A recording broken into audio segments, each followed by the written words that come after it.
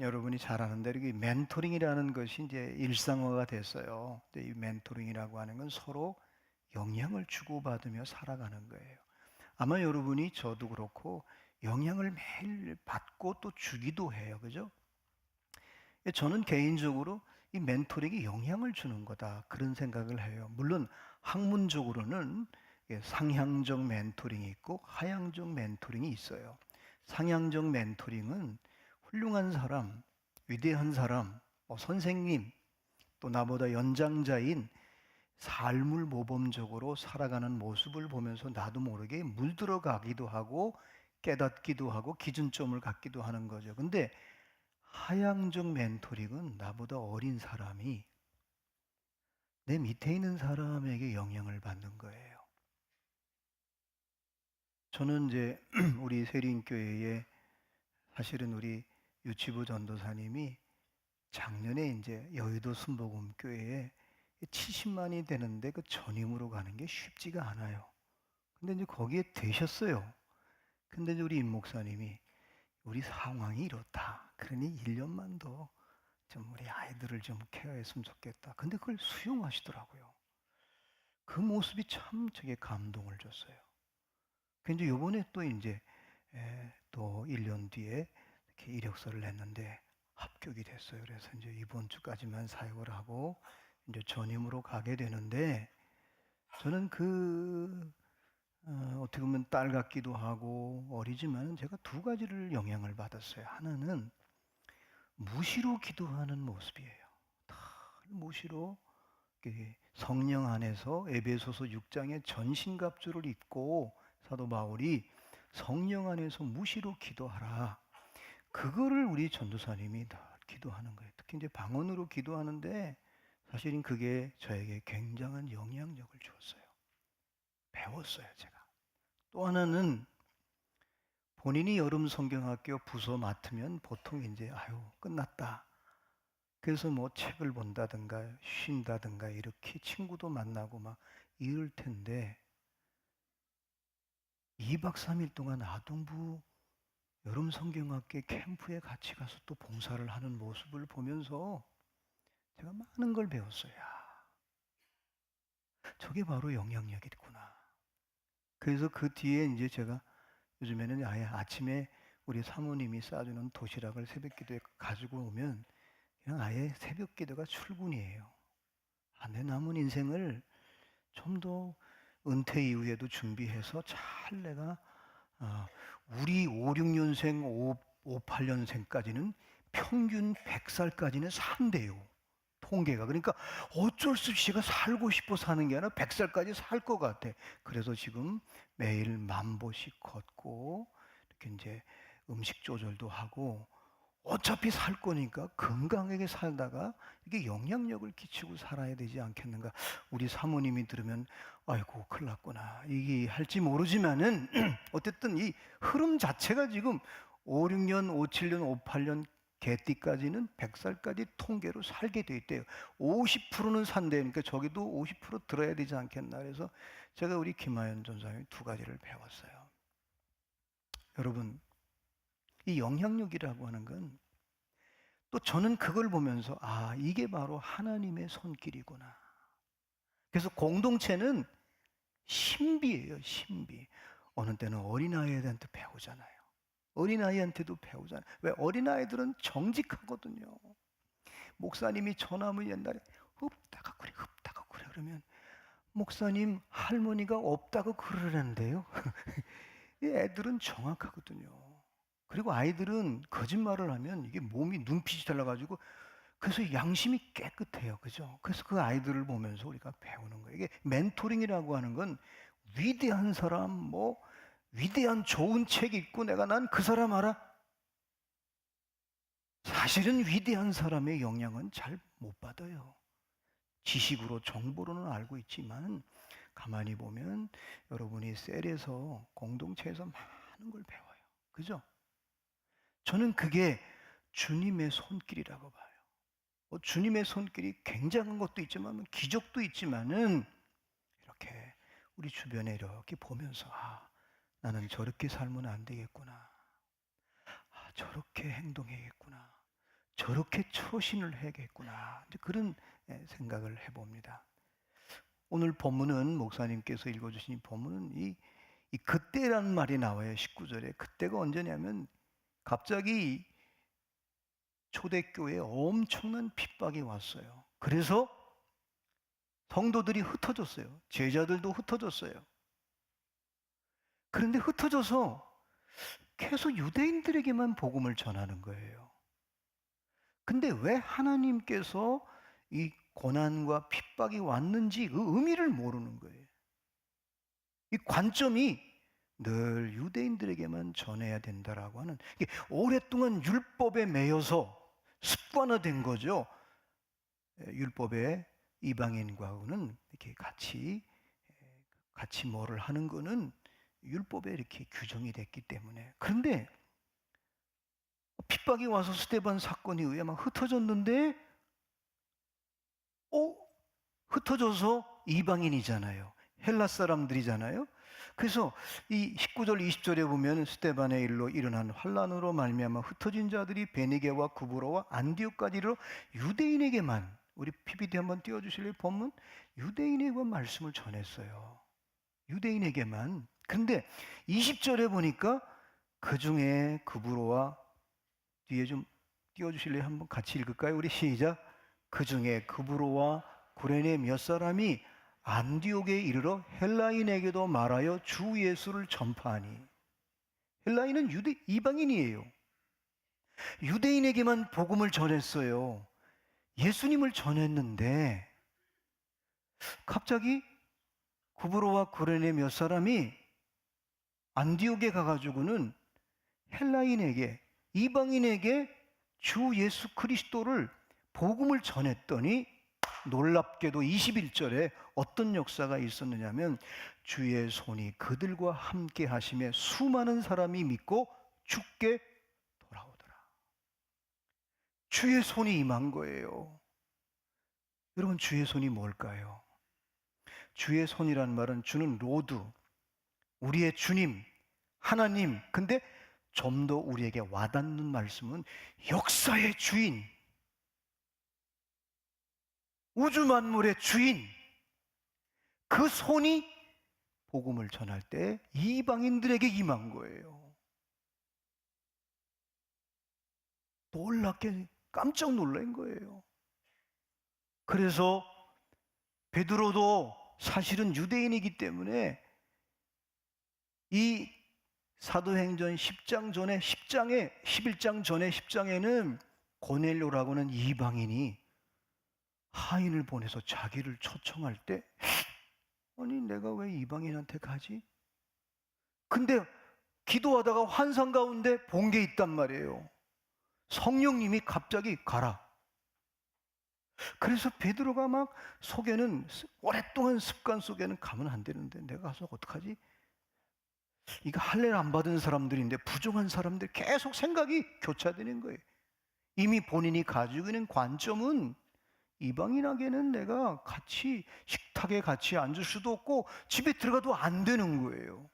근데 성령은 가라는 거예요. 그래서 고넬료 집에 갔는데 고넬료가 자기가 하나님의 사자가, 천사가 말씀하신 걸 다 듣고 그대로 나는 선생님을 초대한 겁니다, 그렇게 얘기하니까 그러면 하나님이 이방 사람에게도 역사하셨네? 순간적으로 그가 복음을, 말씀을 그 온 식구들에게 전하게 됐어요. 전하면서도 이거 할례 받은 사람들인데 내가 이러면 되나? 말씀만 전하고 가지. 근데 갑자기 말씀을 전했는데, 예수님에 대한 이야기를 했는데 성령이 모든 사람들에게 임한 거예요. 깜짝 놀란 거예요. 여러분, 성령이 임하면요, 내 관점이 확 달라집니다. 생각도 달라지고 내 판단도 달라지거든요. 그런 순간에 무슨 생각을 성령님이 생각나게 하냐면, 세례 줘야겠구나. 인간적인 생각은 할례 받지 않은 사람들인데 내가 어떡하지 이거, 망설이고 있는데 갑자기 성령께서 세례를 생각나는 거예요. 그래가지고 세례를 주었어요. 자, 이러면서 이방인들에게 성령이 임한 거를 알게 됐고, 오늘 구브로와 여기에 이 구레네 몇 사람이 안디옥 이방인들에게, 헬라 사람들에게 예수님을 전한 거예요. 예수님을 이야기를 한 거예요. 근데 주의 손이 임한 거예요. 주의 손이. 여러분, 손은 뭐예요? 만드는 거예요. 의사 전달도 손으로 해요. 제가 부교육자 때 5년 동안 심우했던 교회는 청각장애자가 250명이 있었어요. 근데 그 수화로 통역을 하는 분이 정말 수화를 기가 막히게 전국에서도 내놓으라게. 제가 설교할 때 보면 막 이 수화로 이 감정 표현도 막 움직이면서 하는 거예요. 진짜 수화를 잘해요. 그래서 어느 때는 아멘 하기도 하고 울기도 하고 막 이 손으로 다 하는 거예요. 특별히 여러분, 이 손은요, 하나님의 손과 사람의 손이 항상 동역을 해요. 예를 든다면 여러분 아시는 대로 아론이 한 번은 하나님이 손을 내밀라고 그랬어요. 출애굽기 8장 6절에 보면 그 손을 애굽의 물들, 시냇가, 강가, 나일강에 여러 물이 있잖아요. 근데 거기다 손을 내밀었어요. 우리 한번 같이 읽을까요? 시작. 아론이 애굽 물들 위에 그의 손을 내밀매 개구리가 올라와서 애굽 땅에 덮이니. 주님의 말씀대로 손을 얹었더니, 내밀었더니 모든 무태, 웅덩이, 시냇가, 나일강에 개구리가 올라온 거예요. 이 손은요, 하나님의 손과 사람의 손은 항상 동역하는 것 같아요. 모세도 출애굽기에 보면은 14장 15절로 16절, 21절에 보면은 여호와께서 모세에게 이르시되 너는 어찌하여 내게 부르짖냐? 너 왜 기도만 하느냐? 이스라엘 자손에게 명령하여 앞으로 나가게 하고, 나가라고 그래. 앞에는 홍해예요. 양쪽 옆에는 절벽이에요. 뒤에는 애국 군대가 쫓아와요. 넌 기도만 하지 말고 백성들에게 앞으로 나가게 해. 그리고 난 뒤에 너 지팡이 들고 손을 바다 위에 내밀어 그것이 갈라지게 하라. 우리 21절 말씀 함께 읽을까요? 시작. 모세가 바다 위로 손을 내밀매 여호와께서 큰 동풍이 밤새도록 바닷물을 물러가게 하시니 물이 갈라져 바다가 마른 땅이 된지라. 아멘. 여러분, 이 손은요, 놀라운 거예요. 저희 동서가 사업을 하고 하다가 이렇게 이제 열심히 살았어요. 근데 간암이 왔어요. 그래서 제일 먼저 저를 찾아왔어요. 근데 우리 처형이 기도하다가 성령님이 마음속에 말라기서에 있는 말씀, 의로운 태양, 예수 그리스도, 네가 손을 남편에게 계속 손으로 만져주고 떨어져 있을 땐 손을 들고 기도해라. 그래가지고 저희 처형이 계속 손으로, 집에서도 손으로 이렇게, 본인은 뭐 받아들이지 않든 받아들이든 그냥 계속 했어요. 근데 지금은 완치가 돼서 직장 생활해요. 사랑하는 여러분, 예수님을 전하고 예수의 복음을 전하는 자에게는 이렇게 하나님의 손이, 때로는 우리의 손을 통해서 하나님의 손이 나를 덮어주고, 사실은 여러분, 저는 이 말씀을 준비하다가 어제 저녁에 좀 늦게 퇴근했어요. 거의 10시가 돼서 너무 감격도 되고 감사하기도 하고 그러면서 이제 12월부터는 수요예배 때 그런 마음을 주시더라고. 김 목사야, 수요예배 끝나고 기도할 때 개인적으로 앞에 앉혀라. 네가. 그리고 네가 네 손으로 계속 연약한 지체들 묻지도 마라. 방법까지 가르쳐 주더라고요. 아무 묻지도 말고, 기도 제목도 내놓지 말고, 본인이 담임 목사에게 안수기도 받을 분이 있으면 네가 광고를 해서 앞에 나오면 이렇게 기도를 해라. 그러면서 뭐를 생각나게 했냐면 저희 동서가 우리 처형에 그렇게 기도했고 지금은 은퇴한 갈보리 교회 박조준 목사님께서 수요기도 때마다 늘 환자들을 위해서 안수기도를 했어요. 임파테이션. 여러분이 셀에서 연약한 지체가 있을 때 손을 얹고 함께 합심하여 기도할 때 주의 손이 기적과 회복과 치료하는 광선을 발하여 주실 줄로 믿습니다. 그래서 저는 오늘 본문에서 세 가지만 꼭 말씀드릴게요. 주의 손이 언제 펴시느냐, 주의 손이 언제 역사하느냐. 첫 번째, 예수님을 전할 때, 셀에서 예수님의 이야기를 할 때, 여러분이 걸어가다가, 집에서 설거지하다가, 직장 생활하다가, 기도하면서 늘 예수님과 대화하는 거예요. 예수님. 그런 자에게 주의 손이 임하는 거예요.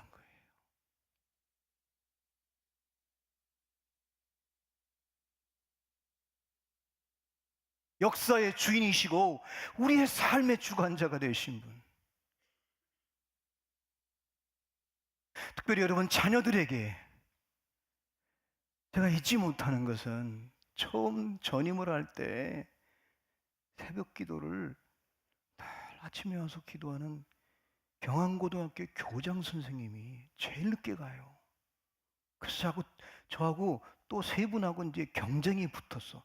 내가 그래도 부목사인데 장로님보다는 더 오래 해야지. 그래가 둘이 경쟁이 붙었는데 내가 이겼어요. 뭐 실력이 있어 이긴 게 아니라 장로님은 교장 선생님이라 출근을 하기 때문에 빨리 일어나야 되는 거예요.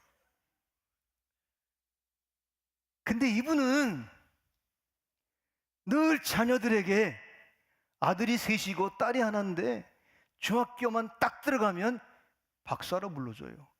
권 박사 왔어. 그 손을 만져주고. 하여튼 이 세 아들을 학교 끝나고 오면 권 박사 오셨습니까? 하면서 손으로 만져주고 기도해주고. 그게 뭐 처음엔 막 자녀들이 아버지 왜 이렇게 부담을 주는 거예요? 시끄럽다 하고 권 박사. 그래서 세 명 다 의학 박사가 됐어요. 큰아들은 정형외과 포항에서 큰 병원에요. 둘째 아들은 치과에서 안동에서, 셋째 아들은 이 흉부외과 신경정신과 같이 전공했어요. 아주 훌륭해요. 사랑하는 여러분, 여러분 자녀들을 위해 VIP를 향해 예수님의 이름으로 기도하고 축복할 때 주의 손이 그 영혼을, 여러분의 문제를, 여러분의 자녀들에게 주의 손이 임할 줄로 믿습니다. 사람이 하는 손으로 만든 걸 뭐라고 그래요? 작품이라고 그래요. 기계가 만든 건 뭐라고 그래요? 상품이라고 그래요. 근데 하나님이 만든 건 뭐라고 그래요? 창조예요, 창조. 우리가 품은 VIP, 어쩌면 이방인이에요. 헬라인처럼 아직 예수를 몰라요. 그렇지만 여러분이 지난 이제 앞으로 한 주간 동안 셀에서 릴레이 기도하고 다음 주에 새벽 기도하고 금식할 때 주의 손이 그 VIP에게 임해서 만져주시고 씻어주시고 일으켜주시고 온전케 회복시키는 역사가 있기를 주님의 이름으로 축원합니다. 셀장님들은 손을 사용해요. 기도 시간이에요. 이 손이 얼마나 좋아요. 여러분이 이 세상의 모든 것은 손이에요. 그래서 하나님의 손이 내 손과 함께 동역하면 놀라운 역사가 있는 거예요. 여러분 아론이 굉장히 놀랐을 것 같아요. 제사장만 하다가 하나님이 네가 손을 내밀어라. 그랬더니 애굽에 있는 모든 물에서 개구리가 올라왔어요. 두 번째 여러분이 잊지 말 것은, 이상하게요, 하나님의 손이 임하는 공동체에는요, 이 손이, 하나님의 방편은 사람이거든요.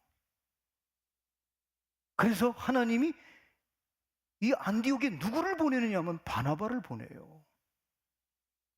바나바가 얼마나 목회를 잘하는지 몰라요. 오늘 본문에 보면 바나바는 착한 사람이라고 그랬어요. 성령과 믿음이 충만한 사람. 하나님이 이상하게 주의 손이 임하는 곳에는 동력자를 붙여줘요. 사람을 붙여줘요. 근데 훌륭한 거는, 바나바가 훌륭한 거는 정말 와가지고 목회를 잘했어요. 근데 바나바가 가만히 보니까 여기는 안디옥에 헬라 사람들이 많은 거예요. 내가 전하는 것보다는 헬라 말을 잘하는 사람이 오면 더 효과적으로 복음을 전할 것 같은 생각을 한 거예요. 누구를 불러왔느냐면 따끈따끈한 사도 바울을. 사울이었던 이름이 바울로 바뀐, 우리 25절 말씀 한번 같이 읽을까요? 25절 말씀 우리 뒤에 좀 띄워주실래요? 시작. 바나바가 사울을 찾으러 다소에 가서. 바울은 이방인 유대인이에요. 헬라말을 유창하게 해요. 다메섹 도상에서 예수를 만났어요. 성령도 체험했어요. 성령이 임하니까 아나니아가 안수할 때 눈에 비둘기처럼 그 순식간에 구약과 신약을, 예수님을 연결하는 신학과 그 모든 것을 통찰을 하나님이 주셨어요. 바나바가 다소에 가서 바울을 찾아와서 1년 동안, 딱 1년이에요, 가르치는 거예요.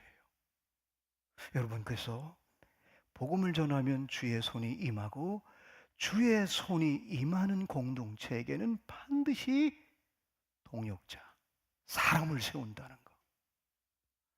여러분, 셀에도 혹시 우리 셀장님들 가운데 더 유능하고 나보다 은사가 많은 사람들을 자꾸 시키세요. 동역자로 만드세요.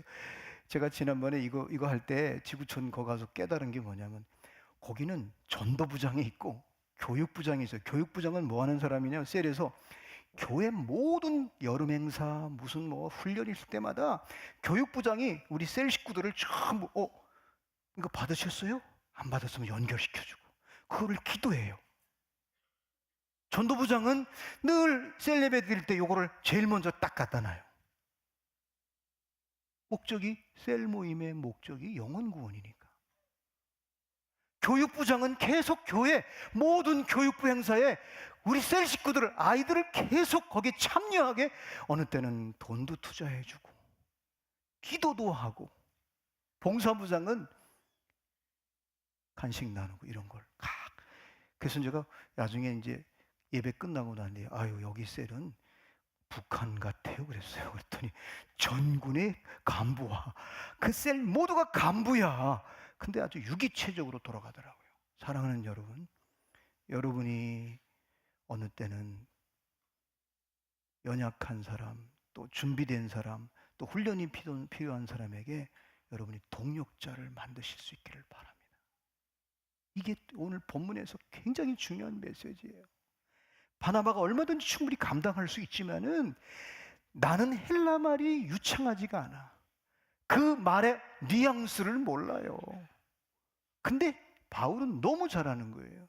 그리고 바울은 구약을 예루살렘에서 10년 동안 유학한 사람이야. 예수님 만난 사람이야. 성령 체험한 사람이야. 그래서 1년 동안을 목회했는데 세 번째 놓치지 말을 메시지는, 여러분, 주의 손이 임한 공동체는요, 짧은 시간에 순식간에 변화됩니다. 그래서 첫 번째, 안디옥에서 그리스도인이라는 말이 나온 거예요. 우리 한번 몇 절이죠? 26절 말씀 우리 같이 한번 읽을까요? 시작. 만남에 안디옥에 데리고 와서 둘이 교회에 1년간 모여 있어 큰 무리를 가르쳤고, 제자들이 안디옥에서 비로소 그리스도인이라 일컬음을. 여러분, 이건 굉장히 중요한 초대교회의 전환점이에요. 그리스도인이 뭘까요? 예배당에 나오면 그리스도인일까요? 성경 딱 끼고. 그러면 그리스도인일까요? 오래 믿었다고 그리스도인일까요? 아니에요. 그리스도인은 기름 부음 받은 자예요. 진리로 기름 부음 받았기 때문에 그가 말하는 건 모두 진리를 말해요. 은혜에 기름 받은 사람이기 때문에 이상하게 그 사람이 쓰는 말은 생명의 언어를 쓰는 거예요. 은혜와 진리가 충만한 거예요. 예수님이 이 땅에 오실 때 세례 요한이 예수님이 오시는 걸 보니까 세상 죄를 지고 오는 하나님의 어린 양을 보라. 그리고 또 보니까 은혜와 진리가 충만한 거예요. 여러분, 그리스도인은 뭐냐? 진리를 덧입은 사람이요, 은혜를 덧입은 사람이요, 주의 권세, 천국 열쇠를 덧입은 사람이에요. 그래서 그리스도인은 어디 가든지 여러분 주님의 손에 동역자가 되는 거예요. 오늘도 2부 예배 끝나고 어떤 분이 손이 다쳤어요. 손잡고 기도해 드렸어요. 갑자기 감동이 오더라고요. 우리 오늘 장로님이 또 수술하신다 그래가지고 1부 예배 끝나고 안수 기도해 드렸어요. 근데 제가 이 말씀을 준비하고 기도를 해서 그런지 확신이 오는 거예요. 그리고 그분들이 아멘이 소리가 들리더라고요. 아, 이게 임파테이션이 바로 이런 거구나. 사랑하는 여러분, 주의 말씀을, 복음을 전하면 반드시 주의 손이 여러분의 가정에, 직장에, 사업장에, 손자, 손녀들에게 임할 줄로 믿습니다. 그리고 주의 손이 임하면 그때부터 네트워크가 형성되는 거예요. 모두 동역자. 여러분, 조지 물러는 5만 번 기도 응답을 받았어요. 5만 번 기도 응답을 받았다는 얘기는 5만 번 힘들었다는 얘기, 위기를 만났다는 얘기예요. 근데 그의 영향을 준 사람은 아무도 몰라요. 이름도 없어요. 그는 술 먹고 완전히 방탕한 생활을 했어요. 근데 한 사람의 멘토를 만난 거예요. 아마 기독교 역사 가운데, 2000년 역사 가운데 5만 번 기도 응답받은 사람은 아마 전무후무할 것 같아요. 여러분이 바로 여러분 셀 식구들에게, 직장에, 가정에, 특별히 VIP에게 여러분이 영향력을 줘야 됩니다. 주의 이름으로 기도하고 선포하고 믿음으로 나갈 때 그 영혼을 하나님의 손이 그 영혼에게, 그 가정에, 저와 여러분의 삶에 주의 손이 임할 줄로 믿습니다. 여러분, 우리의 손보다 하나님의 손이 더 빠릅니다. 하나님의 손이 우리 능력보다 더 능력이 있습니다. 하나님의 손이 더 지혜롭습니다. 하나님의 손이 더 강력합니다. 우리는 포기했지만 하나님의 손이 한 번 임하면 순식간에 변화되는 거예요. 여러분, 하나님의 손이 어떤 손이에요? 역사의 주인이에요. 인류의 흥망성쇠를 붙잡고 있는 분이에요. 여러분, 3.1절 때 우리 기독교 인구의 1.7%였어요. 근데 그들이 손을 들고 기도할 때 하나님은 이 땅의 독립에 물꼬를 트게 했어요. 오늘 지금 20%가 넘잖아요. 하나님의 손은 지금도 기도하는 자를 찾고 있습니다. 믿음인 자를 찾고 있고 하나님과 동역할 동역자를 찾고 있습니다. 저는 우리 세린교회 모든 믿음의 식구들이 하나님의 손과 내 손이 포개져서 죽어가는 생명을 구원하고 상처받은 자를 치유하고 무너졌던 가정, 무너졌던 관계, 무너졌던 셀들이 다 회복되는 역사가 있기를 간절히 바랍니다. 저와 여러분은 하나님의 손에 있습니다. 대한민국도 하나님의 손에 있습니다. 지금 정부는, 국가는, 모든 매스컴은 기독교를 조직적으로 지금 쬐고 있습니다. 저는 이것도 하나님의 섭리라고 봅니다. 며칠 전에 우리 제 동기를 만났더니 교회가 굉장히 큰 친구예요. 김 목사님, 내가 명성교회 사건을 보면서 내 거 다 포기했대요. 다 내려놨다. 역기능만 있는 게 아니에요. 순기능도 있어요. 사랑하는 여러분, 하나님의 손이, 아니 하나님의 손에 함께 포개어서 이 땅에 회복을, 이 땅에 하나님의 구속의 역사에 동력자들이 될 수 있기를 주님의 이름으로 축원합니다.